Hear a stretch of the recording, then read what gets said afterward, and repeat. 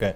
अब बात ये करनी है कि कोई अगर मायल हुआ है किसी के कहने पे, किन शराइत की बुनियाद पे मायल हुआ है, अगर दबाव चौधरी शुजात हुसैन साहब पे था तो वो किसका दबाव था कि जिसके पेश नज़र उन्होंने वो लेटर जारी किया और ये कहा कि मेरे अराकीन जो है वो परवेज़ इलाही साहब को वोट नहीं देंगे, जो उनके खुद के सूबाई सदर भी हैं, तो वो उन पार्टी जो रुकन है उसको वोट नहीं देंगे, पार्टी के उम्मीदवार को वोट नहीं देंगे और पार्टी उम्मीदवार भी जो है वो अपने मुखालिफ को वोट देगा। इसके पीछे चीज़ें क्या हैं, पर्दा कैसे उठेगा? राना साहब की तरफ बढ़ते हैं। राना साहब, क्या वजह है, चौधरी शुजात साहब को क्या उम्मीद दिलाई गई, उनके साथ क्या बातचीत हुई जरदारी साहब की कि उन्होंने ये फैसला कर लिया कि चौधरी परवेज इलाही के खिलाफ चले जाए?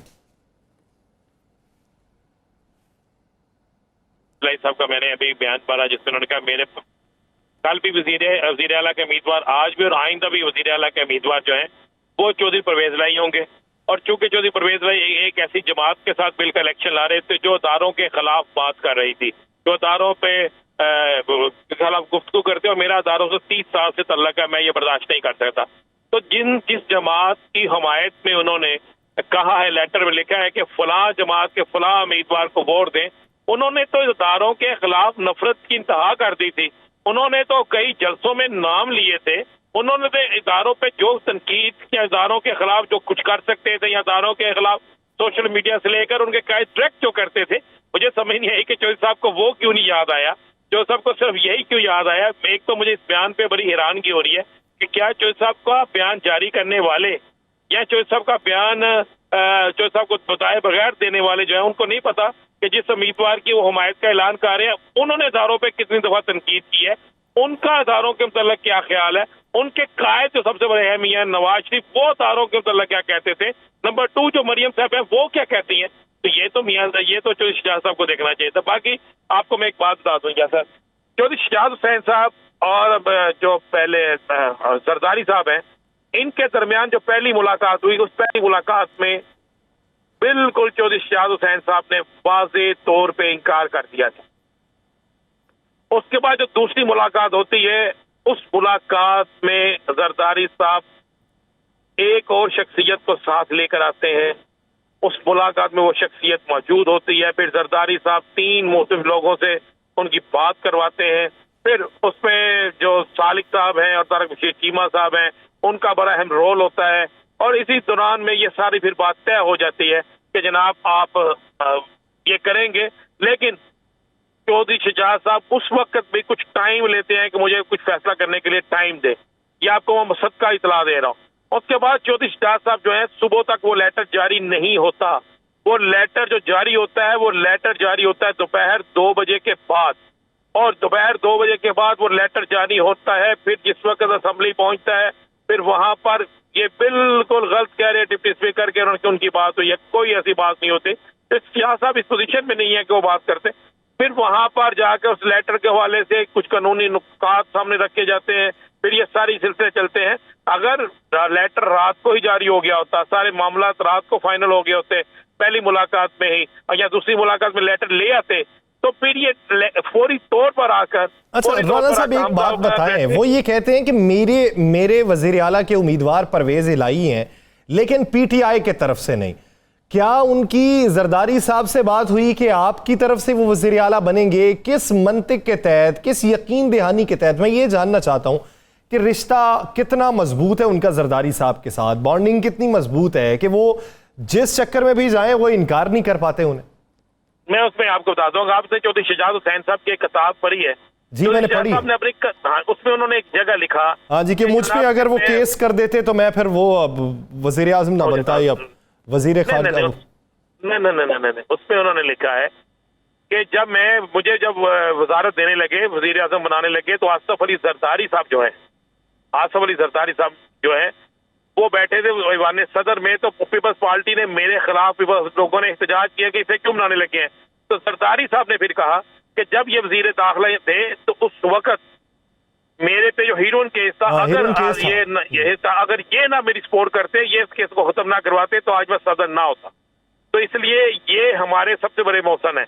यानी ये अपनी वो किताब में लिख रहे हैं, और किताब में लिखने के बाद आप देखें कि बहुत सी जगह पर आप गौर करें ना, मरियम उस पे मोहतरमा का कातल के हवाले से ने कहा गया, बहुत से इल्जाम लगे, लेकिन इनका एक रिश्ता बड़ा पक्का था। और जरदारी साहब का और इनका वो एक तल्लक जो है वो जा रहा है। और साथ एक मैंने कहा जो तीसरा आदमी था, अभी इजाजत नहीं है हमें प्रोग्राम में उनका नाम लेने की, वो तीसरा आदमी कौन था वो बहुत से लोगों को पता है, बहुत सी चीजें सामने आई।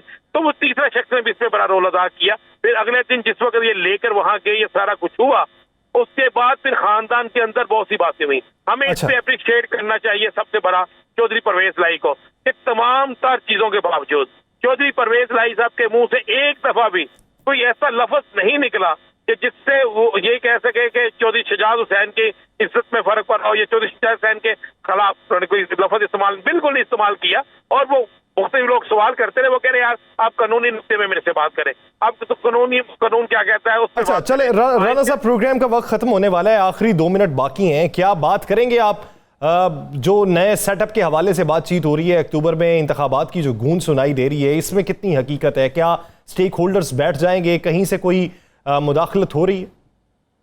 नहीं जी, मेरे पास जो इतला है वो कहीं से कोई मुदाखलत नहीं हो रही, इसलिए कि अगर किसी जगह से कोई मुदाखलत हो रही है तो फिर उस मुदाखलत को मौजूदा हुक्मरान इत्तेहाद में से कोई भी शख्स मानने के लिए तैयार नहीं। ये मैं आपको मुसद का इतला दे रहा हूँ, मानने के लिए तैयार नहीं है। उन्होंने खुद कहा कि हमें अभी तक पता नहीं, और अगर हमें पता भी हो, अगर हमें बुलाया जाएगा तो हम इसके लिए तैयार नहीं है।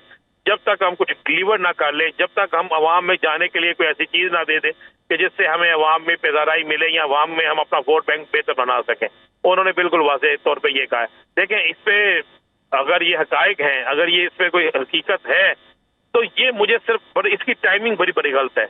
अगर इसमें हकीकत होती तो ये टाइमिंग नहीं होती। ये वो टाइमिंग है जिस वक्त अदालती फैसला चल रहा था। फिर ये अभी तक इसकी तस्दीक या तरदीद दोनों चीजें जो है वो जिनकी मतलब इन्होंने इशारा किया है उस तरफ से नहीं हुई। या उस तरफ से तरदीद हो जाती या तस्दीक हो जाती तो फिर भी कहा जा सकता था। लिहाजा मैं समझता हूँ कि अभी इसमें अभी तक तो आज के दिन तक ऐसा नहीं है। अगर ऐसा है होता अक्टूबर में तो यस सर, अगले 8 से 10 दिन में फिर हुकूमत खत्म होती है। अगले 8 से 10 दिन में आपको पूरी सेटअप लाना पड़ता है, वो 3 माह के लिए होता है, जुलाई या अगस्त सितंबर अक्टूबर, फिर यही है ना 3 माह। तो उसमें कौन आएगा उसके लिए एक पूरा सर्विस होती है, सारे लोग बैठते हैं, निगरान सेटअप कौन होगा, निगरान सेटअप में कौन नहीं होगा। और वो राय ये है कि अबूरी वजीर आला लगाने का राइट किसी तरीके से भी अदालतों के पास नहीं है, कहीं पे भी आइन और कानून के अंदर ये चीज मौजूद नहीं है।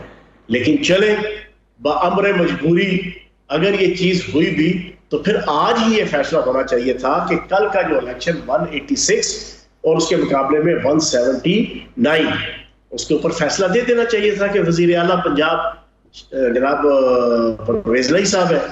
तो मैं ये समझता हूँ कि फैसला ये आना चाहिए था।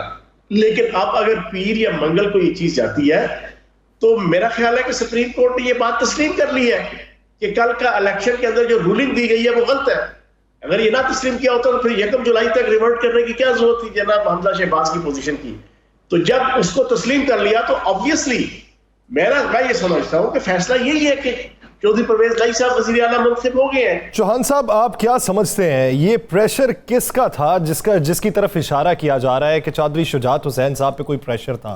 अगर चौधरी शुजात हुसैन साहब ने एक्चुअली वो खत लिख के डेप्यूटी स्पीकर को भिजवाया है तो वो किन शराइत के ऊपर भिजवाया होगा? वो तो यही मानते हैं कि वजीर आला के उम्मीदवार मेरे जो है वो परवेज इलाही हैं, लेकिन इमरान खान की तरफ से नहीं हो सकते।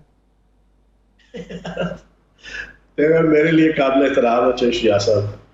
मैं चौधरी शुजात साहब और चौधरी परवेज लाई साहब की ना इज्जत बुनियादी तौर पे, उन्होंने जो पाकिस्तान के अंदर मजहब और दीन के हवाले से और ख़त्म नबूवत के हवाले से, नामूस रिसालत के हवाले से जो एक रोल प्ले किया, और फिर ख़ुसूसन चौधरी शुजात साहब का जो लाल मस्जिद के इशू के ऊपर जो एक बड़ा पॉजिटिव रोल था, मैं उसकी वजह से आज तक उनकी इज्जत करता हूँ। लेकिन मैं अफसोस के साथ कहूँगा कि उन्होंने कुछ लोगों के बहकावे में आके उम्र के इस हिस्से में बड़ा गलत फैसला किया है, उनसे करवाया गया। और वैसे भी वो इस वक्त जिस उम्र के हिस्से में और जिन बीमारियों का वो शिकार है, मुल्क का कोई आइन और कानून उनके किसी स्टैंस को मानने को तैयार हो ही नहीं सकता। दुनिया के किसी मुल्क में चले जाए उसका कानून इस उम्र के जिस बंदे को ना वो चल सकते हैं, ना वो बोल सकते हैं, ना वो सोच सकते हैं, ना वो खा सकते हैं खुद, ना वो हिलजुल कर सकते हैं, किसी किस्म की वो एक्टिविटी नहीं कर सकते। तो उनसे फिर जिस धोस और दबश के साथ जो है ये कोई लेटर के ऊपर अंगूठा लगवाया हुआ, अगर लगवाया है, मैंने तो ख्याल है वो भी जाली है, वो भी जाली है। वो आज चीफ जस्टिस साहब पूछते रहे हैं, मांगते रहे हैं। पहले तो वो लोटा जो ना डिप्टी स्पीकर तो आया ही नहीं ना, जो दुनिया का सबसे आला और अरफा लोटा है और कामयाब तरीन लोटा है, वो तो आज आया ही नहीं। उसके जो वकील इरफान कादर साहब थे उनसे पूछती रही है जनाब सुप्रीम कोर्ट के सिपाही सानू भी दिखाओ चौधरी शुजात साहब। और फिर मजेदार बात ये, चौधरी शुजात साहब आमने सामने बैठे हो तो जब वो बिल्कुल आज से 3-4 साल पहले बिल्कुल ठीक हालत में कुछ थे बोलने के हवाले से, उस वक्त उनकी बोलचाल समझ नहीं आती थी।